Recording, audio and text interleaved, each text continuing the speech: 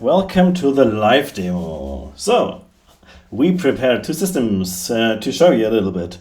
We got the demo 1, which is in Odoo 16, and the demo 2, which is Odoo 14, to have two different systems. They are both fairly empty. One has an order and a product. The other one just has one product, nothing else. Well, a lot of modules installed. So, one use case, we want to sync two different Odoos. So we want an Odoo to Odoo. I think this is just the name. And what do we want to do? From our Odoo, we want to grab stuff. Then from into an Odoo, we want to dump stuff in the external Odoo. And on the way, we need to map some data, so we can either transform it or just change the names. I will show you in a bit. This is all we need. So let's start.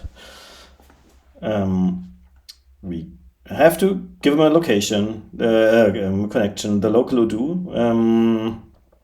This will be pre-installed, of course, because the system itself is just there and can access itself. We want to grab product template, but you could grab any model Odoo has.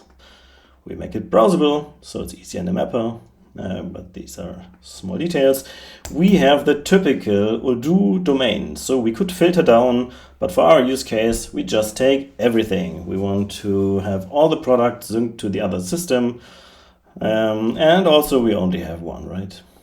So we could configure everything right now, but so you can see what it's doing, I will just have it in a test run and do the first step. What do we get? It grabbed the product, the whole object, with the template, with the ID number 7, which is the only product we have.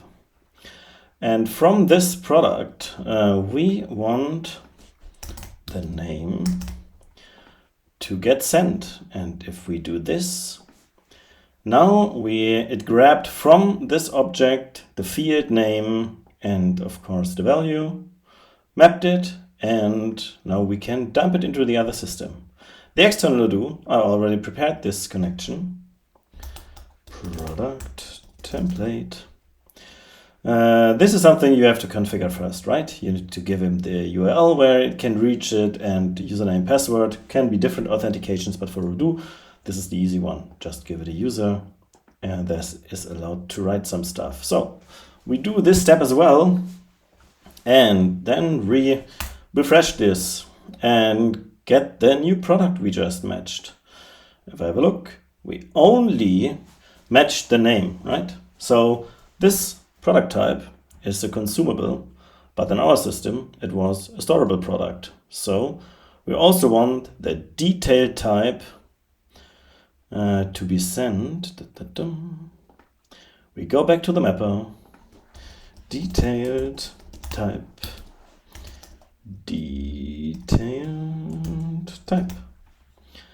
We tell him that this is the key, that it knows it will not create a new product, but update our old ones. We start again with the data we already grabbed, dump it again, and we get an error because detail type is not known in this system, because in Odoo 14 it was just named type, and this is why you need data transformation, right? It can be the values in the fields you maybe need to change, a date format or anything. In our case, we have an easy case. We just switch the name. And if we try it again and refresh this,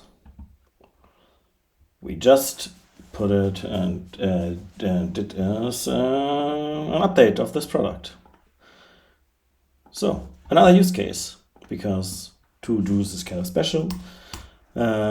We just want a random web API or any web API to be connected to our system. So we do the same as last time.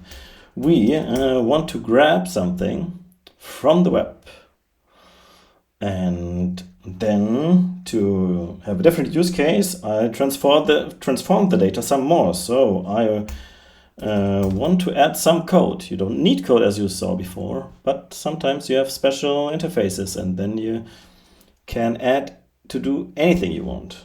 We will map it again because this is almost always needed. And we will dump it in our current Odoo. We already know the current Odoo is very easy. We take the same model, not because we have to, but it's easy to showcase. And in our case, we want this API to be called. So you need the URL and the path, which is typical and normal for any API. We can force it to be a get and JSON, which would also be standard, just to show you. And we can do the same thing again like last time. We do a test run and we can, while configuring it, have a look if it even works. So we called this API and it gave us a lot of cat facts. And yeah, our only problem is they are way too long. Nobody has time to read so many and so long facts. So we take a simple use case and tell them that for every dataset we get in the complete dataset, if the length of it is longer than 80 characters, all right, this was a field that is in the dataset, only then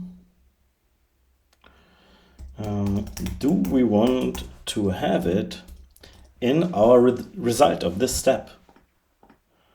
So let's see if I miswrote somewhere. I did not.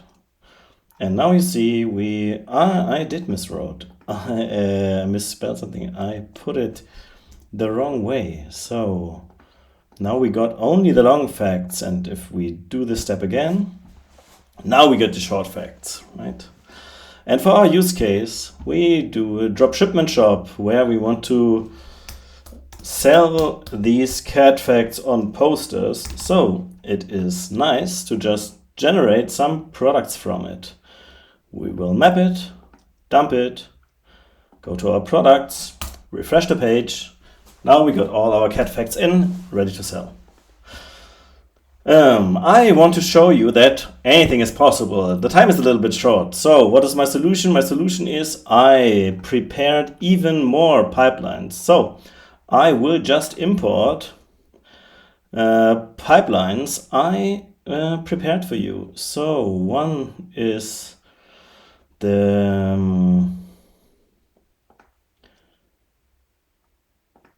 REST API. I imported it. And now we got a whole new pipeline.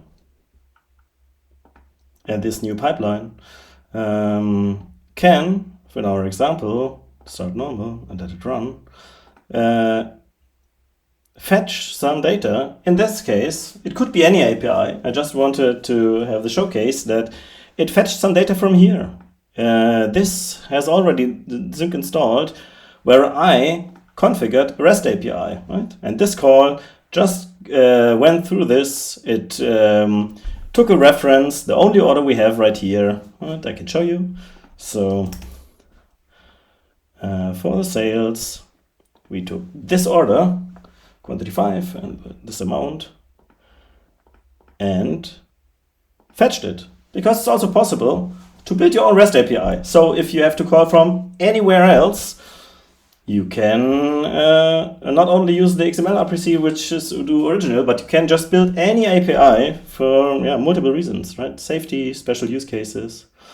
Yes, and even more is possible, because now I showed you a lot with Odoo in the use case, but you don't need to do it all.